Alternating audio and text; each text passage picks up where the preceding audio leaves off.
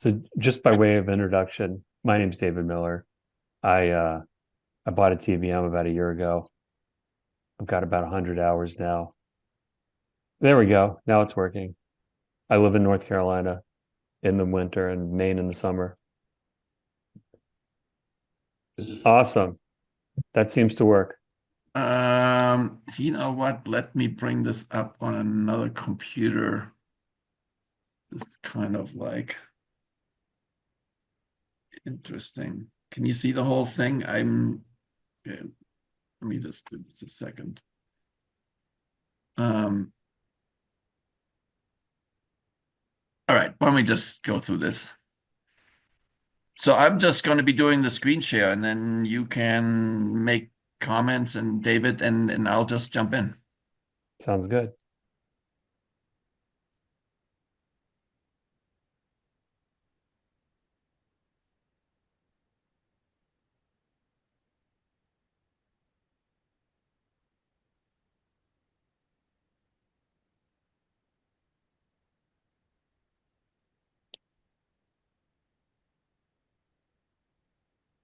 David, I think he was looking for you to comment on what's on Oh, screen. you want me to comment on this? Yeah, Well, yeah, yeah. I think a better thing is to just walk through and explain what's going on You here. want me to go into the Yeah. speech mode as opposed to you grilling mode? Yeah. I mean, if it's fairly straightforward, you can just sort of go over it at a high level, and then maybe people can ask. Okay, I'll so ask some all right, so questions I'll in do the detail. 5-minute version or something like that. Yeah, So, or less, or oh, less. less. Okay, Yeah. so there's basically two sections. The first one is sort of this table here, and so what happens is, well, okay, so the intention for TBM report was really that me and my TBM is the master, and then we were just sitting together. How do we approach the insurance companies? It's kind of critical to essentially be able to come up and represent that the group has X number of hours. Accident rates are measured in accidents per 100,000 flight hours. And so then the question was, well, how do we know how many hours the group is flying? And so the resurrection of TBM report was kind of the original thing that me and my TBM was modeled after. And then the idea was it to go dormant, which never quite happened. But the resurrections for for PPP was essentially that it's simple for me to change the code and basically use it as accounting software. So it wasn't, in theory, the scoring is identical, and we'll go in a second over the few things that are not identical. But the main point of this was to just simply know how many flight hours the group has. And second, enable the buddy approach that so when a flight's happening, below 80, that report gets sent out. And it's just an exercise of, it's way easier for me to change software than it is for Daher. So that was the motivation. And from that perspective, the scoring should be largely identical, but it is not always. There's minuscule differences in how the data is exactly processed, but it's largely the same. So, Dirk, I've just been using your prototyping tool since 2022, and I played with the Me and My TBM, and it was kind of a hassle. It's easier for me just to upload to the web page. Is there any reason for me to stop doing that? Yeah, okay. We discussed this privately. In my head, as of this moment, the answer is what you're doing is just fine, Mhm. and and and it practically doesn't really matter, I think. The advantage of having a discussion with the underwriters is simply to say, okay, Daher manages the system, it is audited and done by them, and it's not this Reuter guy doing some funny thing on the side, right? Yeah. Now, you being the exception for the time being, I think it is fine. Conceptually, from a data flow perspective, you could, use uh, you can use the Daher upload tool and then they would be in sync. But you know what? I don't know. Today, I don't think it really matters. Yeah. I also upload everything to Flysto because I actually find the graphical presentations on Flysto are nicer for kind of, basically doing a postmortem on my flights. Sure. Yeah. I mean, I have no issues with whatsoever. The challenge of Flysto, since you just bring that one up, Flysto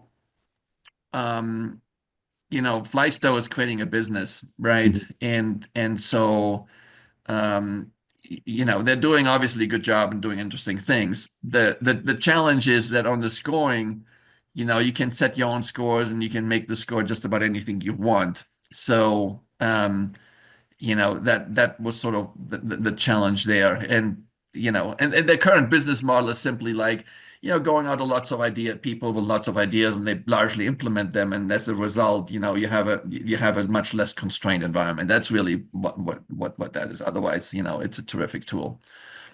I have I think actually on met. Flysto, if you change your scoring criteria, it no longer compares you to other TBMs. If you want to be, compared, you have to leave the scores the way they have them. Oh, really? But Yeah. you know what? I haven't looked in a while. Are the scores now identical to the scoring of me and my TBM, or No, they actually critique a bunch of other things. They for example have dinged me on a couple of flights for being more than 4 degrees off on yaw in a heavy crosswind landing. right? So, Yeah. the simple issue is, uh, you know, Mhm. anyhow, they're doing things slightly differently, give you Yeah. more flexibility. That's just fine. Um, we are somewhat more single-mindedly focusing on the insurance topic, and it's just pretty hard to go to insurance and saying, okay, we have these 5 different flavors of doing Yeah. things, Right. and So use that as part of the saying underwriting process. having So one thing is good, and they'll understand that. If we make it multiple things, they'll get confused. Yeah. yeah, exactly. But thanks for highlighting that one.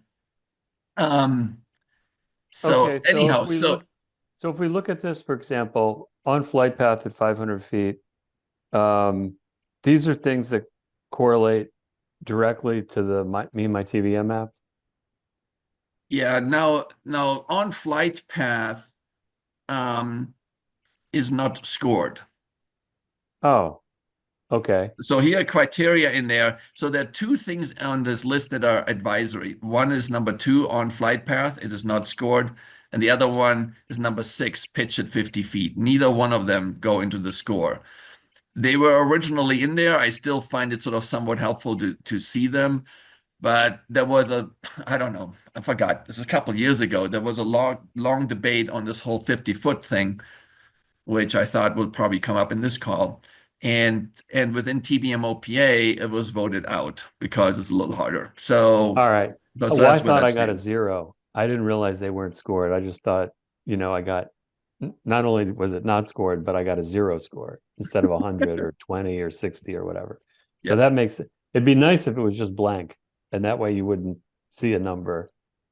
And anyway, keep going. Oh, you're suggesting I should just remove things that are not scored? Yeah, just remove it. Well, It's just a distraction. well, Unless- the 0, it is Well- scored. It just happens to be on that last flight. You got a 0 on that flight, and your average is 50 or 80% and 80 because I have a score showed on mine at 50 feet and on flight path Right, but it doesn't go in your app or on this report? on this report. It has 0 weight in doing the top line. Correct. It has 0 weight, but again, I think Dirk's got it in there as advisory, and I think the pitch at 50 feet for me personally is a good thing to be tracking. Because Yeah. at least in David, my just to opinion, make this clear, on your last flight, your score, which is the top number, is 100%. Even though for flight path you have 0, and for pitch at 50 feet you have 0. Yeah. The I'm zeros aren't looking at- there. The zeros aren't there because it's not scored. The zeros are there because you didn't do as well on that particular flight as you normally do. Well, I'm looking in the app, and for this flight, the pitch at 50 feet was negative 3.3%, which is in between these 2 numbers. So I don't know No, it's why. below -2. No, that's below.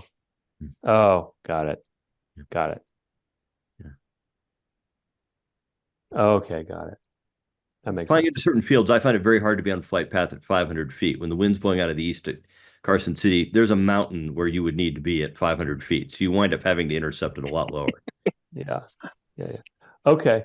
What is spot landing referencing?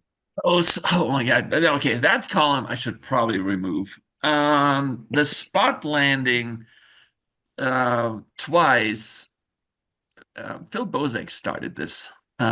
We had one spot landing contest in Michigan and another one in Naples a couple years ago.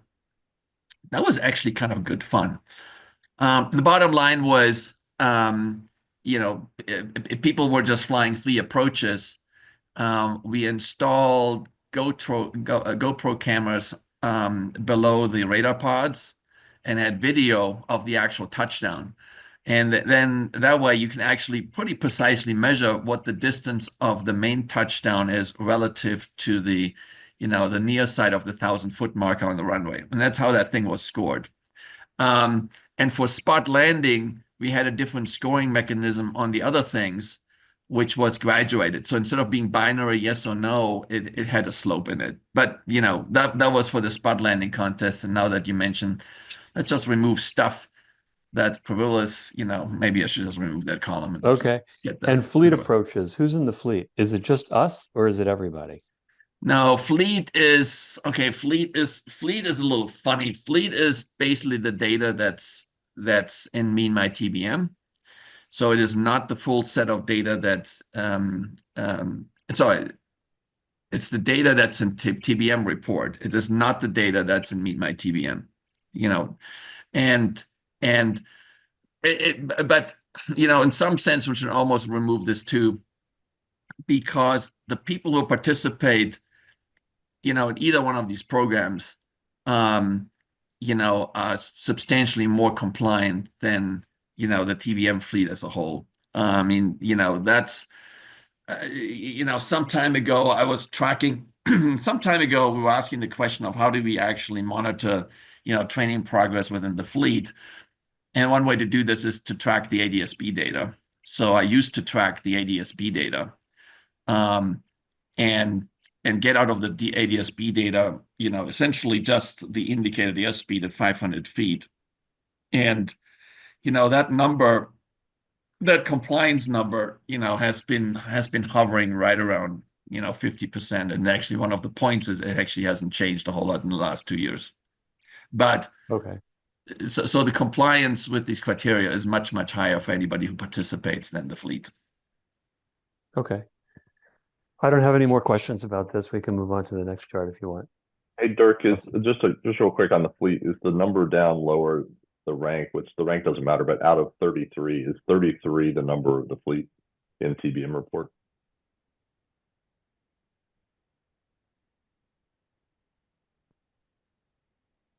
Let me check on that one. Because I know the number is now around 50 people that participate in this. Okay. Excellent question. I have no idea where the 33 comes from. Okay. Well, hey, Dirk, on mine, it was out of 35. So, when I look at mine. Okay. With the recent okay, with the recent addition of more participants in TBM report through the scaling of PPP, that number has been going up. I tell you what, in my head the number is right around 50, but let me check what that is. Okay. So there's another chart just below this one. So actually on that topic, this is we just adopted as a group the new set of criteria, and we're sort of kind of going through this. There's a few members of TBM-PPP who are not contributing the data, so Tom McGrath is actually going through that and checking that. So we're gonna have to overall do a little bit of what you call this cleanup of the membership. I've done and seen this now for 7 years, and it's surprising how, I don't know how you feel about it, but every once in a while one looks at this and says, did I really do this? And yes, I did do this. So having the data feedback in my head is super important. And so the bottom line is, we'll be tracking the data for everybody who's in PPP. Otherwise, it just kind of doesn't work. So we're gonna have to deal with that and remind some members who are not contributing the data that they just need to make a decision on that. The other thing that we decided is there was some super eager. David, I don't even know. I mean, anyhow, we're just reviewing this. There was some super eager newer TBM pilots that are kind of members, and so we're gonna, we discussed it at some length, but I don't know what everybody aware of. The accident rates for new TBM pilots is roughly twice of the fleet, so it's quite substantial. And so the idea for TBM-PPP is, of course, to be able to go to the underwriters and say, we have X thousand hours of flight time in this group, and in that context, we to just protect the group, for that initial phase, we're going to have to require that people have 250 hours as TBM PICs. So anyhow, we're going to have to unfortunately go through the list and kind of review this a little bit. And Yeah, that gets rid of me. I'm not there yet. Yeah, so you'll continue to be, honorary member. The all idea good. is to support everybody, but you see, No, I listen. It's all good.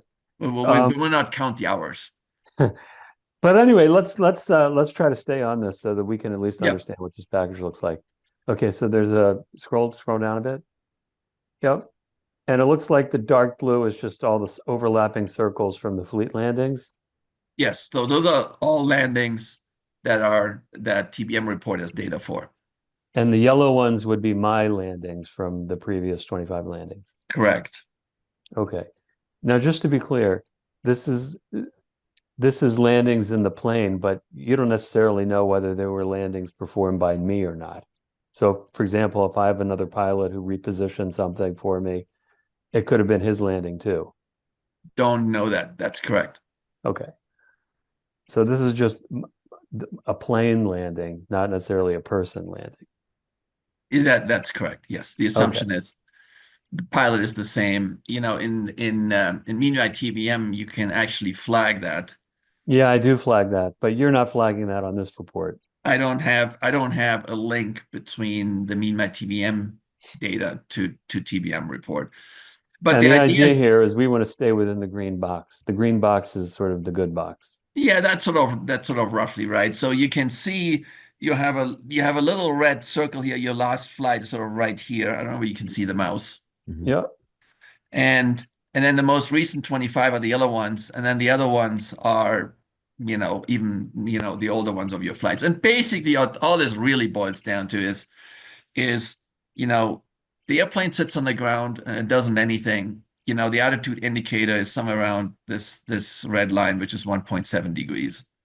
Oh, so all the blue donuts below that are nose wheel hitting first? The ones below the red line are nose wheel or 3-point landings. Yes. Well, and then the yellow line is the 3-degree marker. It was actually picked by Raphael some time ago. Anyhow, so that's just fine. But the difference between the yellow line and the red line is, I think, in somewhere around an inch on the nose wheel. So it's actually still pretty tight. And the whole idea is, when this was all started, 7 years ago, whatever, it was really Bill Panarello that made this whole thing show up on my radar. I don't know who, those of you who know Bill, Mr. Firehose, but Boston-based. He was called in with some frequency when somebody had a prop strike, and we had purchased in 930, and so I started to look at the data, and that's how this whole thing gets started. I mean, Panarello, Bill just started to send me spreadsheets, and the eureka moment was way back then. After looking at this, so here, okay, this is what happened. I was like, I don't know, after the 5th or 6th one of his prop strike clients, and I speaking to the pilots as well, it was just like, well, I don't know what to tell you, Dirk. I made a perfectly normal landing, perfectly normal approach, and all of a sudden, all hell broke loose. And and there was a wind burble, wind overhead, trees, this and that. And so that was consistently the perspective of the pilots for these accident flights. But then what came out of this whole thing, looking at the history of those individual pilots, that they were landing with very, very flat attitude at very high frequency. I mean, the estimate is there's a little over 2,000 flat landings in the fleet each year, out of which we get, I don't know, 10 prop strikes. So the conclusion is TBM is much better landing on a nose wheel than an airliner would be. But anyhow, that's where this all comes from. And the challenging zone with little margin to wind burbles is the zone below the yellow line. Okay. So let's go to the first attachment. Okay. But history? Yep. I think we should just go through these one at a time. Okay. So this is just for my plane, right? Correct. Okay. And this is just the average me and my TBM. Each individual flight and the individual score from me and my TBM over time. Correct. And then the black line is the moving average. Correct. Okay. Let's go. I don't have any questions about that.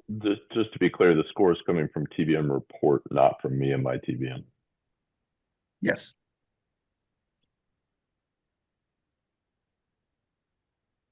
Okay, wait a second. Basically the same criteria, but it's the distinction Dirk made earlier.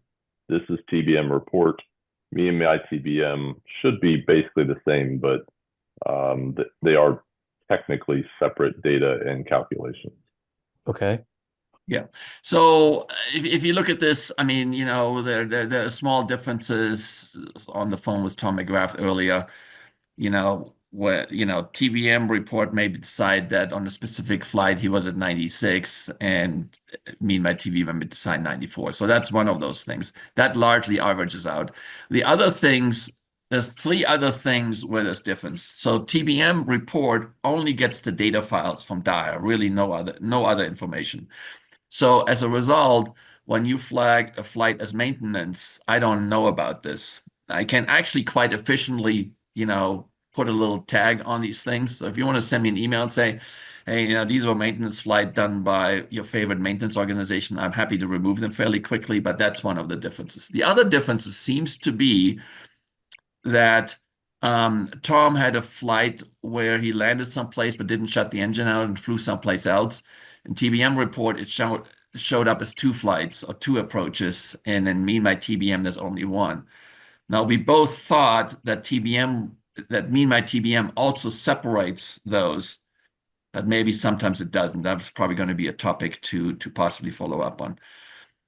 The third difference is that showed up just again a couple of days ago is, okay, on the 900, the POH sets the approach speed to 85 fixed. On the 850s, the approach speed is 80 or 85, depending on weight. Turns out on the 700C, it's actually fixed at 85, which I actually didn't know until yesterday. So I'm gonna have to change this. Dirk, wasn't it fixed at 80? Was that 80 or 85? Say again? I thought it was 80 on the C2. Or was it 85? On the C2, with the supplement, from the way I read this, it's fixed at 85. All the other 700s are fixed at 80. Okay. And I guess they're so much lighter, they actually can't get to that weight where I think that weight is actually the max gross weight. Is that max gross weight. So anyhow, but the message is, and Tom and I were discussing this at some length, I don't know exactly what to do, but we probably were gyrating towards the idea of maybe fixing it at 85 for all of them, even though that's technically in violation of the POH. But anyhow, that's just on the things on the points where the things are slightly different. All right. And I think there's one more chart below this on this one. Okay, so this is pitch at landing. That's touchdown pitched, correct. Okay. I don't have any So by questions and about large, this. you don't want Anything below the red yellow. circles. Yeah. Okay. But you don't have any circles below the red line, and your frequency is low. I mean, again, I'm not sharing other people's data, but you can see from the blue cloud that we saw earlier, there must be participants on TBM pilots that have large numbers of red circles below here. Right. Okay. And this is the approach speed. This is the approach speed at 500 feet. Yep. And that looks pretty nice. Every once in a while, you probably get aberrations, from training flights, for example. I mean, I have spikes in there Yeah. with that. So Dirk, I've never understood why we don't do this the way you do it in a jet, where you calculate your VREF for the weight, and then you fly the whole approach from 1,000 feet down at VREF. Rather than what I'm doing to basically game this system is I'm flying 87 knots plus or minus 2 down to 500 feet, and then I'm pulling the throttle back to center up on VREF, and then putting the power back in, which is not stabilized. Stabilized would be holding the VREF the whole way down. Okay, Bill. Yes, excellent question. So, God, this was first discussed at length with a gentleman named Mark Diaz, who is now a training pilot at Boeing. And yeah, kind of like, how did we end up with this maximally complicated, unstable approach and call it the stabilized approach? That's kind of what the question really says, right? And the answer is, well, the FAA treats, single engine aircraft like the TBM and the Pilatus kind of the same way a 152 is treated. So there's a fixed approach speed in there because, they have decided that weight just doesn't matter. And so that's why, 85 in the POH for the 900, it's simply 1.3 times VSO at max gross weight. And then the FAA also suggested that the window around this is -5 + 10. So that's where all these lines come from. And and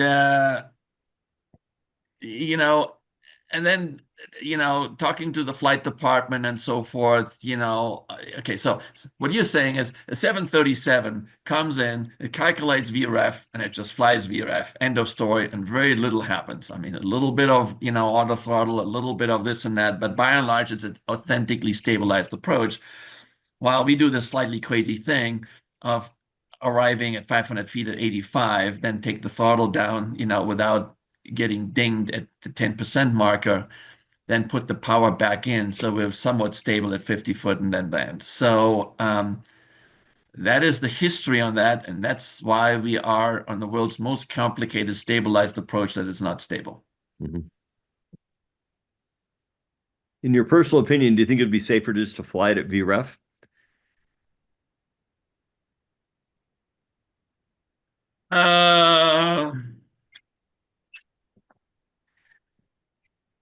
Okay. Instead of answering yes or no, it's going to be a little bit nuanced. So when I started this, people were coming to me and saying this and that, and then they said, by the way, I want to land on some shorter runways, and and then I had conversations with them over the phone, and then they would do this. And I had one good close friend of mine who called me then someday, Dirk, I flew this approach with great precision. He had one of the first TBMs with an AOA in it. I had the AOA on the damn needle, and then I had my worst landing ever. So, I suggest to be a little careful or fly with an instructor when actually changing one's own routine. That's a non-trivial exercise. This specific example drove that home. The other thing that, of course, happens is, as you get slower, but I could show you my own thing. It took me, like 3 or 4 years to get, as reasonably tight as I am now.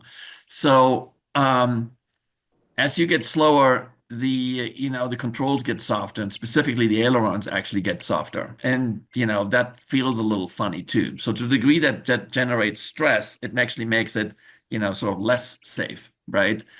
So that's why I'm saying it's a little bit more nuanced, and you're doing it with a flight instructor. So the reason why I'm so very, very comfortable flying slow is because I spend a lot of time under the tutelage of Panarello to fly actually very, very slow. I mean, he made me do, 20 degree bank turns at 57. And Wow. we have flown on the backside of the power curve just to see, for example, the stall characteristics of the TBM is so much more benign than at Pilatus, for example. You can actually fly on the backside of the power curve, with a little bit of application of right rudder if you need to put the torque band in. And the reason why this mattered to me is because, we were living for 7 years in London, and well, one of the nicest spaces to go skiing is Courchevel. They just fly in, have great ski resorts, but the Courchevel runway is actually short, no chance of a go around, and third, if you don't get in there in the early morning, maybe a little later around noon or so, you have to deal with the possibility of 3,000 feet a minute rotors up and down. And then you just need, a lot of margin. And that then gets into the topic of, how does the Navy do this? And the Navy, does fly 1.3 VSO. And because that gives them the maximum room to deviate if they have to. At 1.3 VSO, your AOA is somewhere around 6 or 7, and then you can push the nose down to 0 and still be okay, or you can raise it to 12 or 13 to stall, and that's why the Navy does what it does, and So that's what technically the Navy flies AOA, not yes airspeed. So, but yes but the AOA is 1.3. The optimal donut is 1.3 VSO. right. Okay, thanks, John. Yep. And that that's why they do what they do, and I kind of mimicked some of that and explored basically the edges of what happens if one, actually does get too slow. And as I said, with a little bit of training and specifically a little bit of care on rudder, I mean, the TBM and the stall characteristics of the wing are actually fairly benign, considering it's basically a high lift. It's a high lift wing. It's not a wing optimized for speed. It's a wing made for high lift because, the certification criteria. But anyhow, I don't know whether that answered even the question. Dirk, this is Justin. Can you hear me? Yes. Yep. Okay, great. Good. Pleased to meet everybody, by the way.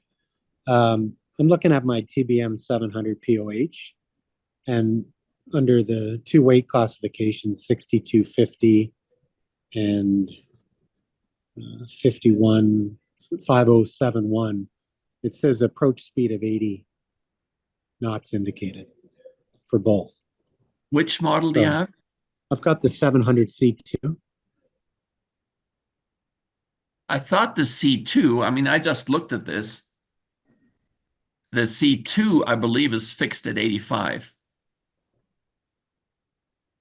Well, I'm looking at it under the landing distances, and it gives you an approach speed of 80 for Oh, both. I'm referring to section, what it is, 4, normal Okay. procedures. Procedures, yeah. Okay, I'll check that. That is an interesting observation, by the way. Under the performance sections, the approach speeds in a number of our POHs are different than the approach speeds in the normal procedures section. So Yeah. just so you know, that's been the reason why the approach, the stabilized approach criteria is so weird. The POH definitely says there's an approach speed that is substantially higher than VREF, right? And the VREF only means that's the speed that the landing distance applies to. If you're faster than that, it doesn't apply to that anymore. So, if you want the landing distance to apply, you have to slow down to VREF.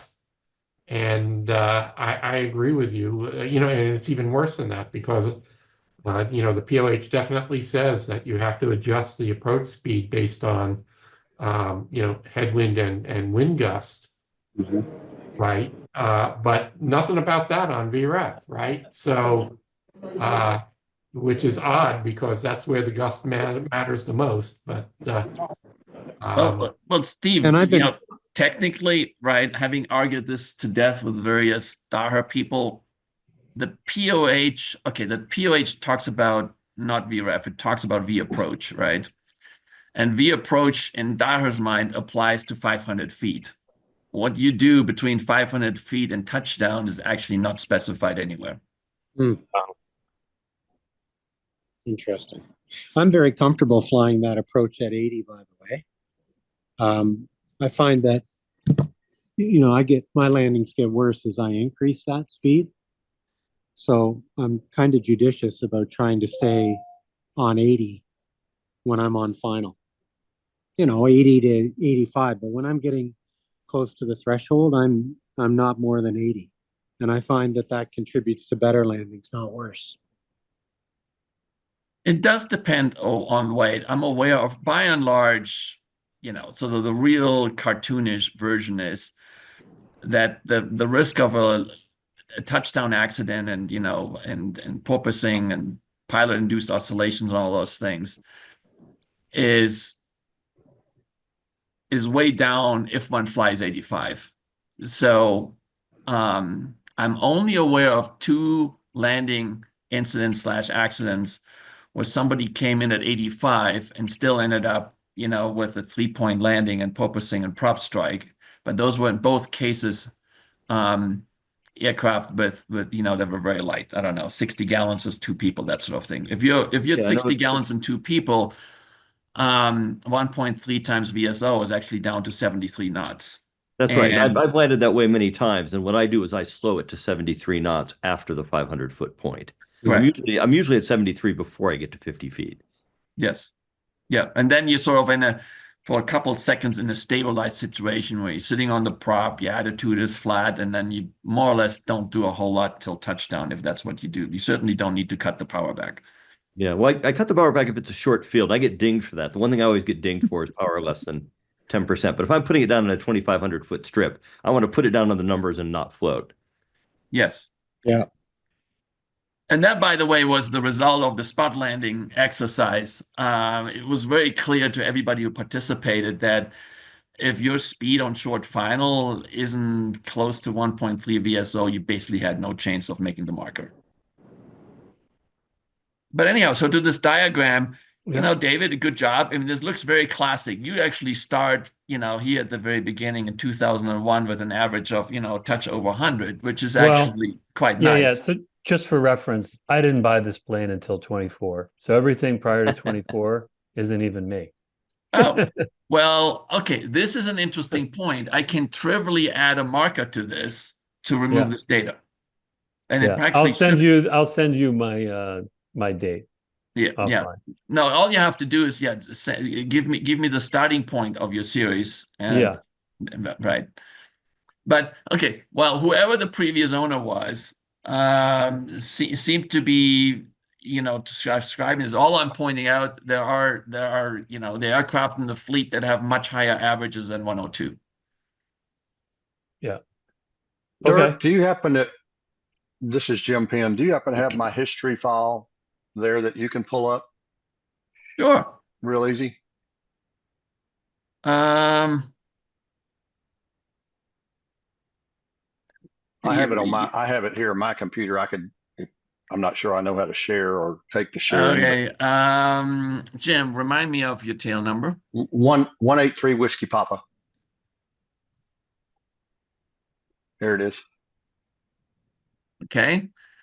And here you can see that I don't look at everybody's reports. I didn't look at your reports, so I have no idea. And I want the other file that has the history. This guy. Yeah. So just for reference, I had an 850 from 2013 to 2017, and then in December of 17 bought my 910. And if you go down one, it's even more obvious. I'm the perfect example of somebody that was so dangerously close to a prop strike when Dirk talked at the convention. And this is probably not the audience that we should be showing this to. The audience is all the people that aren't in this group. but you can see the 2019, and I think it was toward the end of 19 when the convention that Dirk took my information and came and got me and said, "You have a real problem." And I had been training with Hold on, Jim. instructors, but I had not. And I took that to heart, and I started practicing. I took my iPad. I was videotaping all my landings. I'd go out and practice, and you can see where I ended up. But I still occasionally, not great, but there's a lot that 2019 to 2020 period in there is just dangerous. So when you started to talk about David, I mean, you can look at my chart and go, okay, yeah, I was way too fast, and I wasn't focused on pitch anywhere near what I should have been. So I just wanted to bring that up as a great example, and thank Dirk for the effort he put into TBM Report, which then got Dyer to come up with Dyer and Dirk to get this for the whole fleet. And you are welcome to always use this, Dirk, as an example at the conference to convince people you need to be flying these numbers and here's what you can do. But mentally, what I heard was I need to fix a problem that I have, and I took it the right way. So I didn't bother me at all. I appreciated it. Well, thank you for sharing the chart, and it is so sad to watch. So I'm not sharing data, but I can describe you my story, right? So my sweet Caroline decided that we're gonna buy, our 940 and sold the 930. So Joe Robbins from Rice Lake sold the 930 for us. And the buyer is basically, a company with a flight department, and they showed up with a Citation X to pick up the aircraft.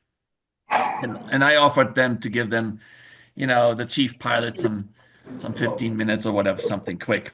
But they gracefully decided that, and the feedback to me was, well, flying a little single engine turboprop can't be difficult. I'm a Citation X rated pilot, and there's really no need to learn anything. And the chart on our 930 basically looks the reverse of this. Since the time you sold it, you mean? Yes, and there's no communication to this gentleman who's flying landing the TBM like a Citation X, and it's just not happening. So I don't know. That's as I'm saying, it's a very, very tricky process, but thank you for sharing. Well, I'm just new to the group. I'm a newish TBM pilot. I've had mine for about a year and a half, and trying to do this stabilized approach and get all this down just right. And the culture of the sharing, and Jim, you saying, "Hey, pull my chart up and let's look at that," and the story is really meaningful for me. I'm functionally a low time pilot in the scheme of things, but I'm a high time gun guy. And when we're with other men and we're talking about muzzle awareness or safety, like we have these rules where we go, "Hey, watch out. Like that's not good," or "The way you're doing that's not right," or whatever, because lives depend on this stuff. Mm-hmm. And real men put their egos aside and share stuff, and they talk about it. And it's a testament to everybody here. I was talking to John at one of the conventions, and I was saying, "Oh, I forgot to put in my transponder squawk code taken off, and I was embarrassed at the airport or something." And he said, "Oh, you got to have a checklist, and I always check it off right after I get it. And here's my little trick." Well, I'm going to listen to the dang astronaut on his little trick because he's forgotten more than I'll ever know. And so just being in this group, I just want to say thanks. So I hope you have 250 hours and you don't get kicked out. Oh, I'm so close. I haven't looked it up, but I'm really close to that, David. And I was like, well, if David can be honorary, I got about 30 hours to go, I think. And so it's going to be okay.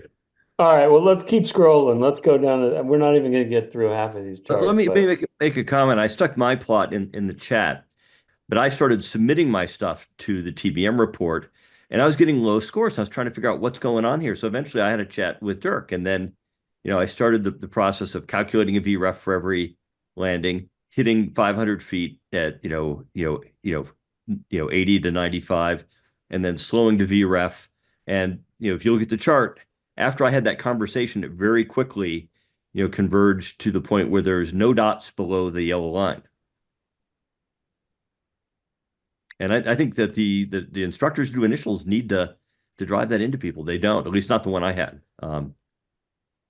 I have a question, and I don't know how to ask it really, but at 500 feet, are most approaches hand flown, or I'm saying in the 940, I guess, or the 960 on using the I'm hand flying if I'm VMC.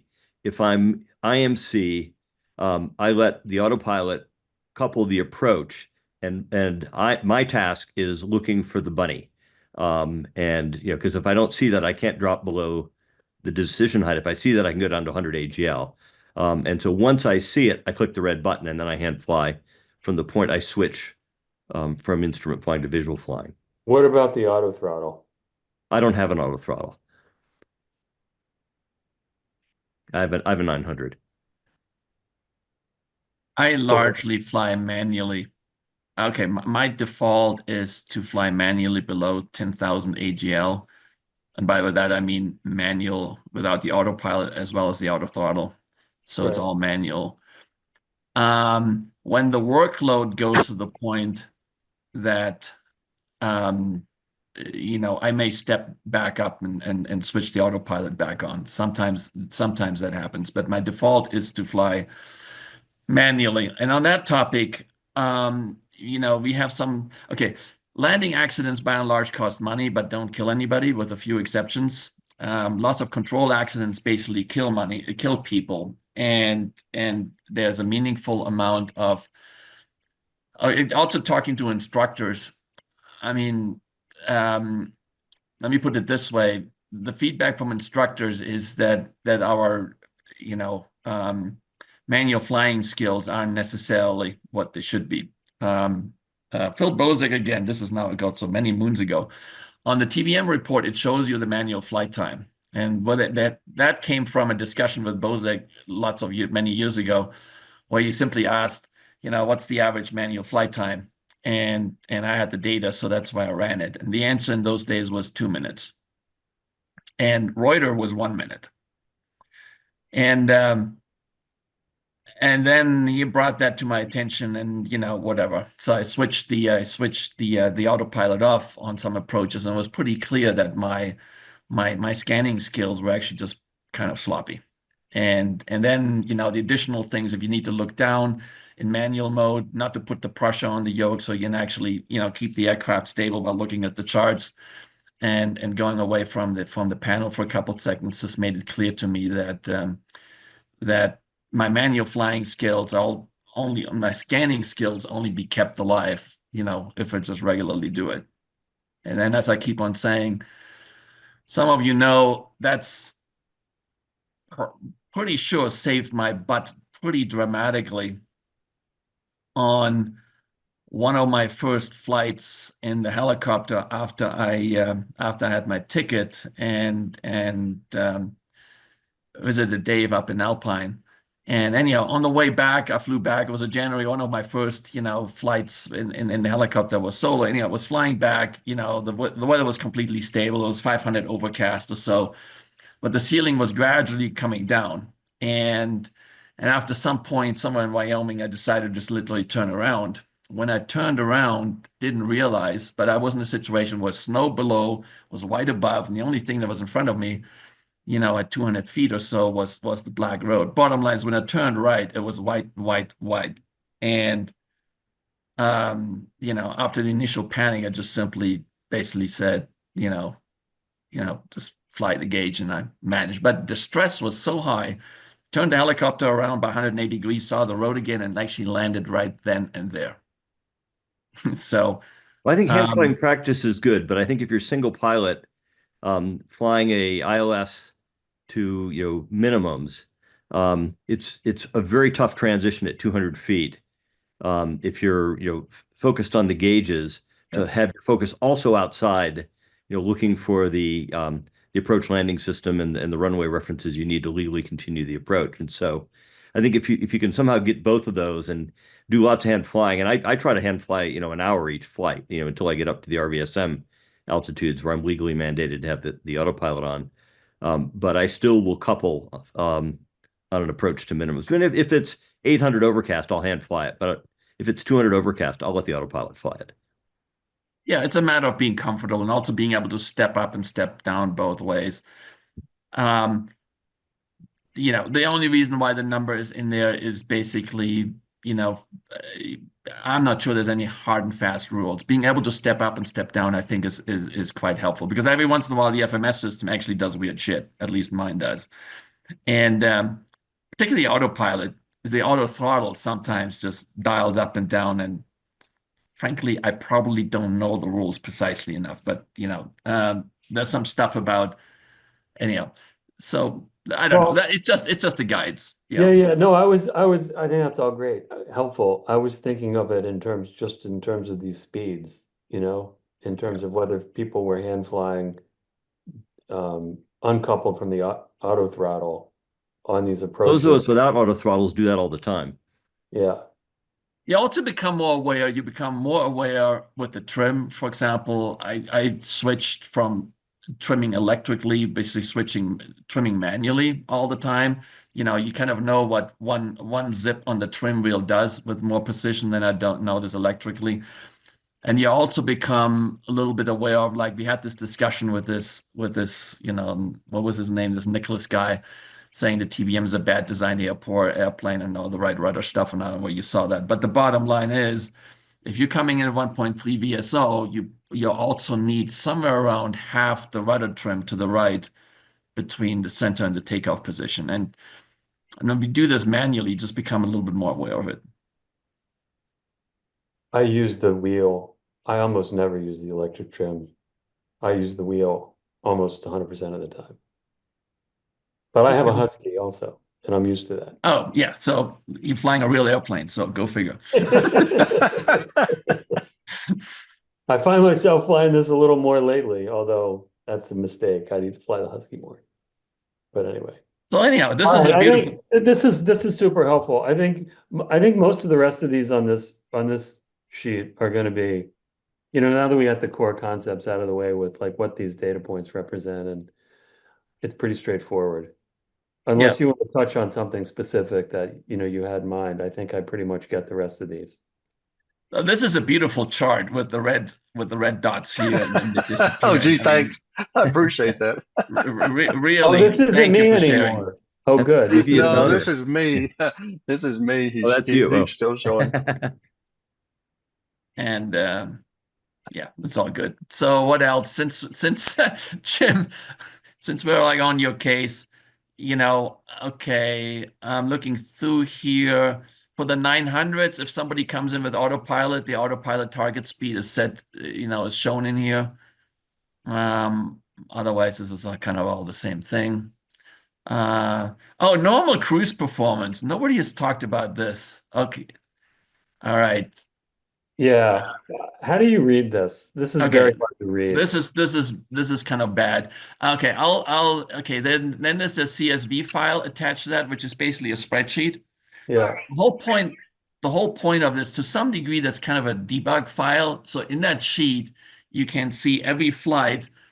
And if you have a question like, why did I get dinged on this? It actually gives you the data for a bunch of things. So that's why that's there.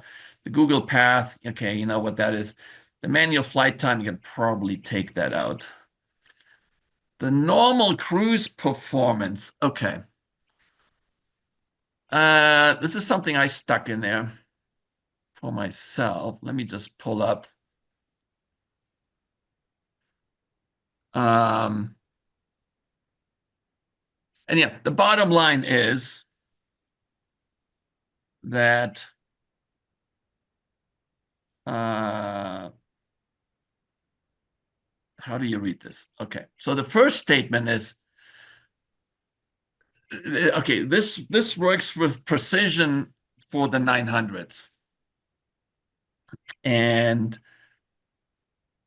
the history is, and so if one, okay, so if one goes in here, for example, all right, at ISA plus 5, so this is basically the first section is a POH table. So at ISA plus 5, these are the numbers in the POH for OAT, torque, fuel flow, and indicated airspeed. And then the next section here is the program pulls the actual data out for stabilized performance data in flight. And so in our case, there's 1,700 data points. And then the rest is basically, a checkpoint. You can see here that the average is actually ISA plus 5. But then you see that the torque here of the sample is like 86. So because the averages, they're not exactly on the data points. Now, some time ago, and I'll spare you if anybody's interested, feel free to reach out to me. But some time ago, I built an engine model. My old aerospace engineering stuff. But anyhow, so I built an engine model that takes OAT, indicated airspeeds, and altitude into account, and torque. And with this engine model, I can actually normalize this. So instead of the raw data having an torque of 86 and the POH calling for 85, now this data is normalized, and you can see that the average in the sample is 51.8, and the normalized is 59. So there's minuscule corrections in there just to make sure that all these data points are exactly on the same point. And then basically the takeaway is, if you then, for example, check the indicator, okay, the old topic was always, well, my TBM is 3 knots faster than your TBM, and I have gap seals, and I had, Bob and Mary polish this, with triple coats of ceramic, and I'm getting 5 knots out of this. I can tell you, having looked at this data for some time, all TBMs under the same conditions fly the same speed, as far as I can tell. They're very, very precisely identical. Can't see this here. The indicated airspeed for ours is 185 and the fleet is 185. So they're all right on. But you're getting lower fuel flow. Okay, now fuel flow, right. So now this is, of course, based on torque, right? So there are differences in the engines, and this is what drove me. Our 930 had one of the hottest engines in the fleet ever. There was one engine in the fleet was actually hotter than ours. And when we were living on the East Coast, it sort of didn't matter. When we moved to the West Coast, I found myself, takeoffs at higher temperature here from here at whatever, 6,000 feet. I was going against the going the temperature limits. That's why I did all of this. And that's why I have built my own trend monitoring stuff, which is another story on why camp trend monitoring is not as good as it could be. But anyhow, so the first takeaway from my head is that all the TBMs roughly fly the same speed, but different engines have different, performances. So ours, for example, you can see has an ITT under these conditions of 808, while the fleet has actually 790. So our engine is running a touch hot, and that's basically fine. The fuel flow is a touch lower. So anyhow, I'm fine with the engine, but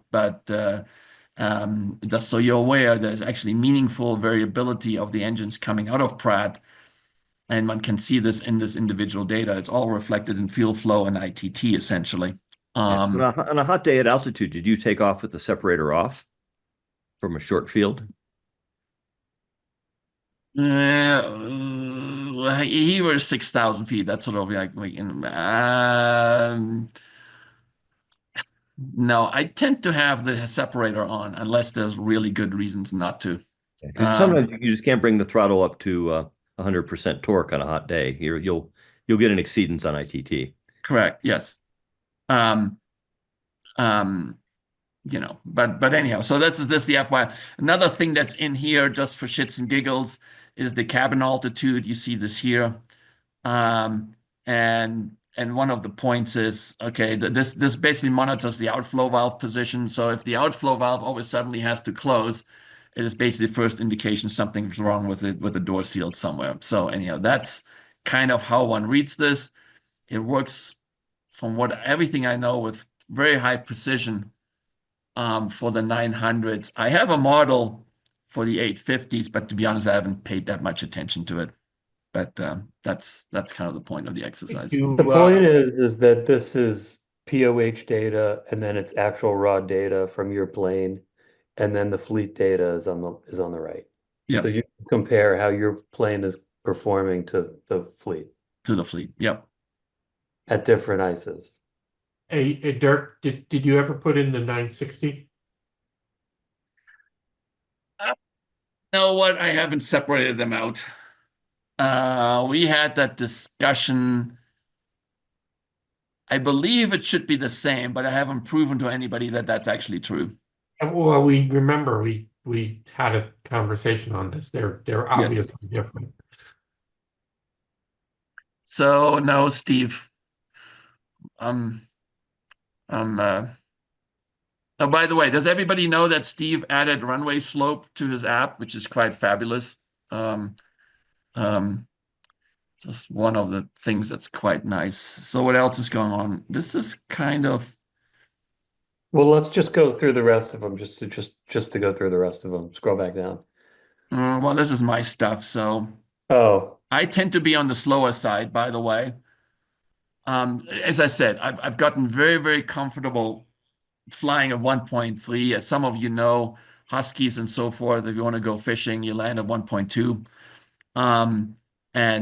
The TBM actually behaves quite benign, even if one gets too stall or, even on the backside of a power curve. So I've gotten very, very comfortable on average to fly slow.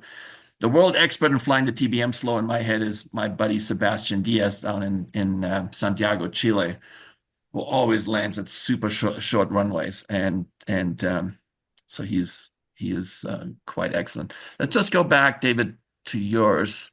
Sure. What was your tail number? 242 Delta. Yep, 242 Delta Mike. Yep.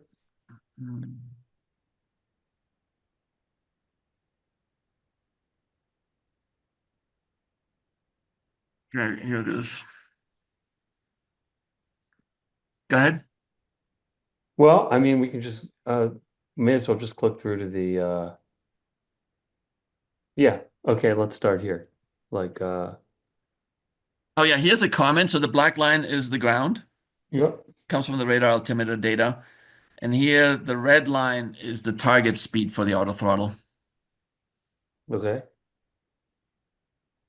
See, on this approach, you must have had the autothrottle on and set to 90 until you switched it off. Okay. I mean, I don't remember, but it's quite possible. Yeah, so anyhow, this is just an approach graph. This is different. The x-axis is distance, and the reference is 50 foot, not touchdown. Daher, for some reason, decided to do time. Can't quite figure out why that's useful, because I don't believe that the 3D glide slope is a straight line when you make the x-axis time. But that's maybe one of the finer points. But I don't know. And this is a particular flight. It's a specific flight. Yeah. Here's a comment for the calculation. This is the raw speed for the calculation of the stall speed. Of course, it's actually quite beautiful in the 900s.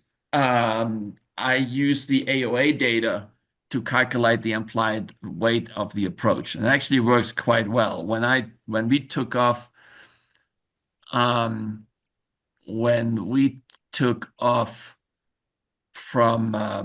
for the New York Paris flight, we were basically 2,000 pounds overloaded.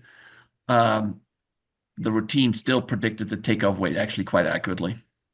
So just to come, the chart in front of us, Bill was talking about, you're talking about you like flying slow. My blue line is, mostly between 1.4 and 1.5 from 2 miles out. Yeah, but the only difference is you are getting to 1.3 at 50 feet. what Okay, so but I'm slowing down at that point. you're slowing down. What you're saying is that you would have been at 1.3 for a much longer period of a time. little bit earlier, right? And then actually in this section, you'd actually be stabilized. You know what? We could just pull up one of my things and we can try it, see whether that's actually true.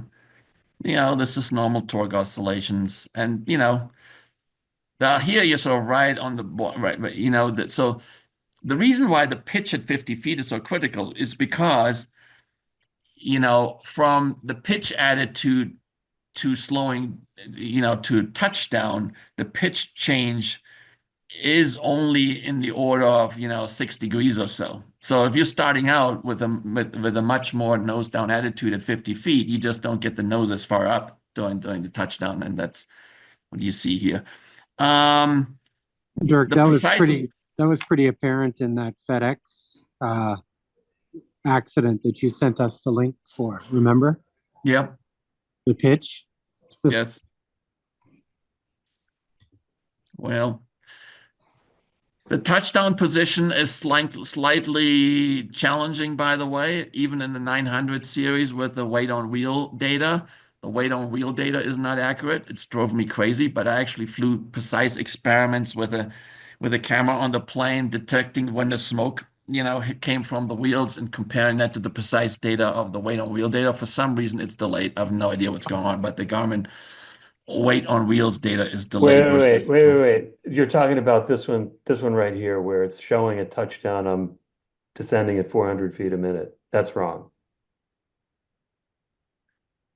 Is that what that's showing? Vertical speed? Negative 400 feet? Yeah. See, the touchdown here is marked pretty much at the maximum pitch.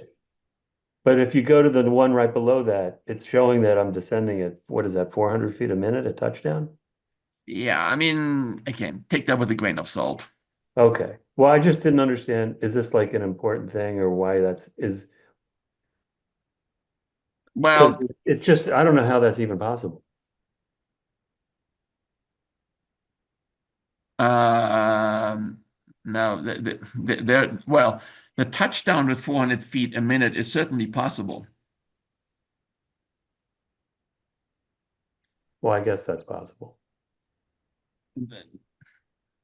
The reason why I know this is, okay, this is a different topic, but with my wife in the days before the button, you know, the old days, the companion training was, oh, okay, you're gonna fly a coupled approach, and at 200 feet, you become a pilot, and then you fly it for 5 seconds yourself, then you hope for the best. And the result for my wife in those days was, well, this is maximum drama, panic, and uncomfortable and stress.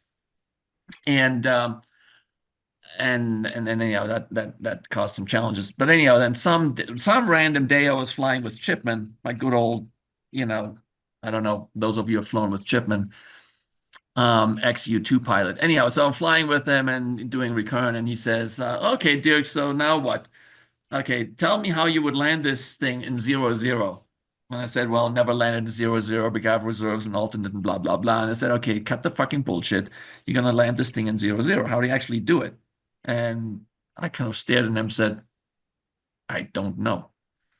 So Chipman's answer to that one was, well, you fly a GPS approach, a coupled GPS approach with approach flaps only. We're in the world of emergencies. This is not a, you know, POH sanctioned standard operation. So in the world of emergencies, you fly with approach flaps only, a coupled approach, not on an ILS, but on a GPS approach, and you fly basically 90 knots.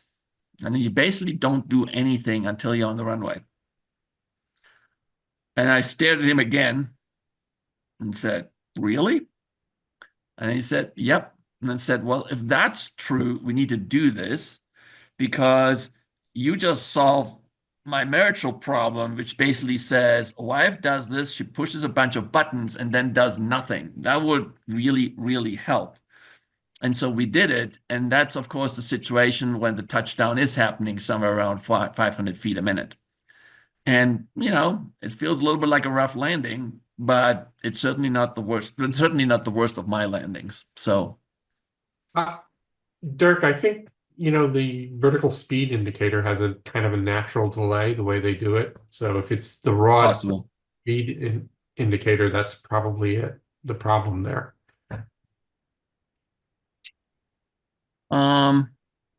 Okay, well, the rest is that. Okay, so we talked briefly about the 50-foot thing. And now let's do what the hell.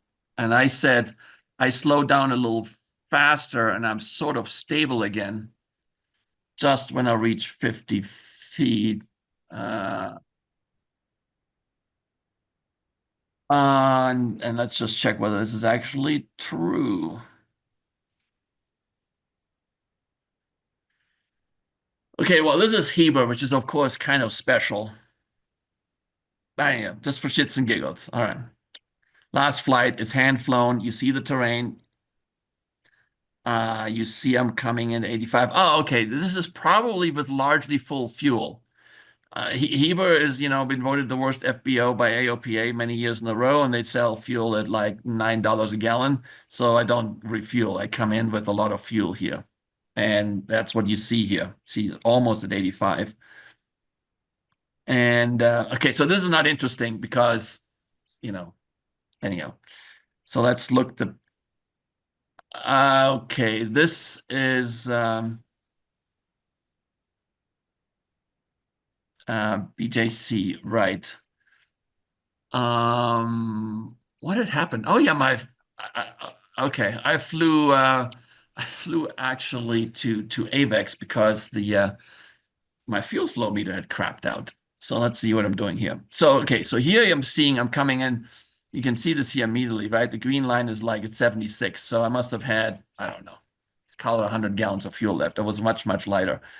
But you can see 500 foot is right around here, 1.5 miles out, coming in at roughly 85, and I'm starting to slow down. And here's sort of a section where, I'm actually cutting the throttle. And the other thing is, by and large, you don't see me cutting the throttle to less than 15%, around 50 feet. I definitely don't cut it to 0. Okay, here's some other random flight. HDC, okay. Yeah, it's probably mid. Oh, okay, so here I actually had the auto throttle on. Same idea, 1.5 miles out. I'm basically at 85 and starting to slow down. Now the torque actually oscillates quite a bit.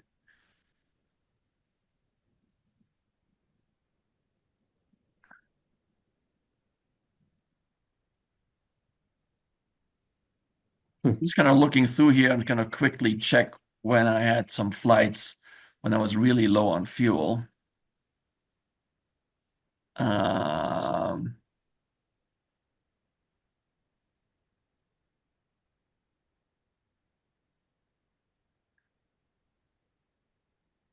And I mean, all of you have you seen this thing with the chart?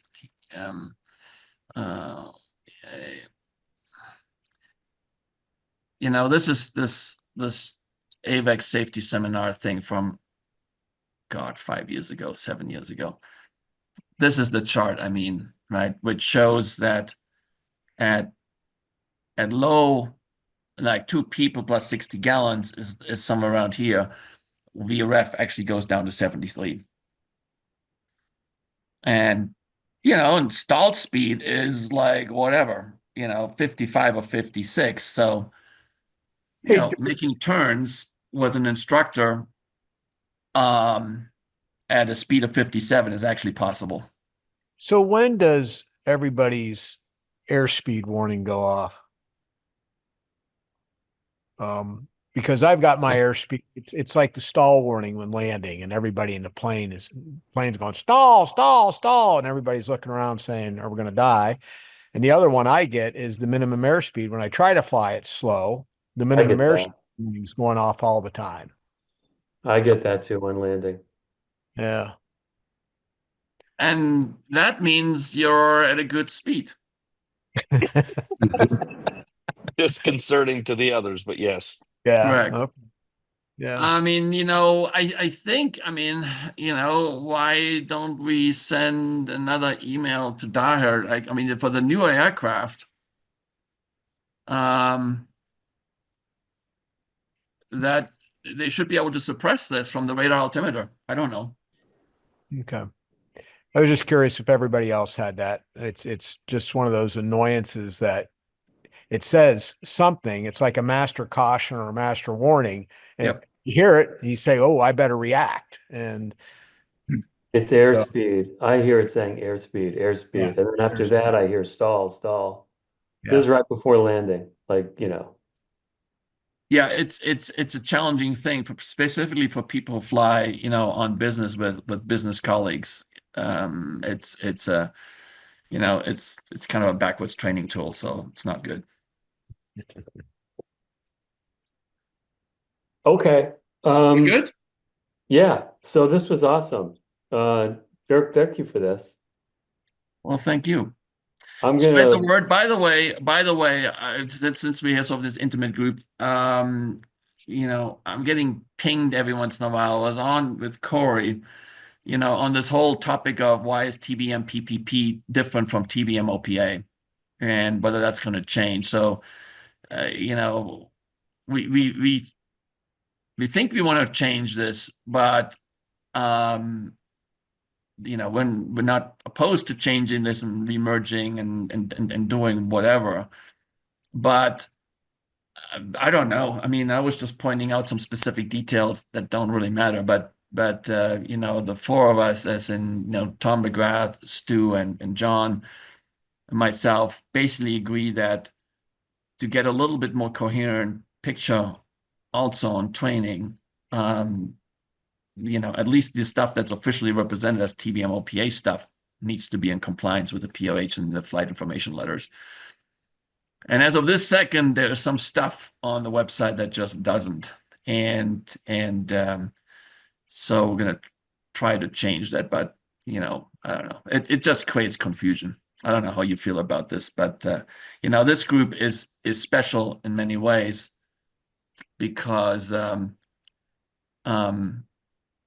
you know, as you pointed out, we're interested in learning from each other, right? And there are some people who authentically think that anything like this is restricting the personal freedom, and that's really kind of the challenge. And on the training side, you know, my wife did some serious training some time ago in 2 different flight schools, and I was amazed how both flight schools verbatim told her the exact same thing. You know, we are much more in the world where different instructors, you know, sometimes have a point, but by and large differentiate the business and saying, you know, I'm teaching you a better way of doing things, and so that creates some confusion in the fleet. But you know, the four of us kind of launched this whole thing, basically kind of given up on that and saying, you know, this group is kind of focused on, as well, unfortunately, you know, getting older, focusing on the insurance topic and, you know, and homogeneous approach to doing things, and then being able to represent that. Hopefully that represents, you know, a better risk for the underwriters and enables us to, you know, get access. Again, that's why we're focused on access and not on premiums. The premiums hopefully get taken care of by the competition, but, you know, getting cut off with age limits, or for example, myself, I'm in a sort of semi-dicey situation, but I've always had $15 million of liability to be able to fly to Europe whenever I wanted to. And as of this second, I can't get it out of the US market. I'm insured actually out of Europe for that reason. And so, you know, so that's the point. For myself, to preserve the freedom to fly anywhere on the globe whenever I feel like it, and hopefully preserve the ability to do that for you know, as we get older. But, you know, Jim Thorpe, who's a good friend of mine, you know, is now 77. He's in physically super great shape and purchased a 960 just last year under the expectation that we'll continue to have access to insurance.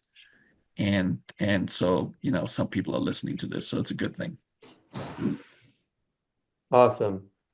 Well, thanks everybody. I'm gonna make this recording available, and I'll send the link around as a response to the prior thread.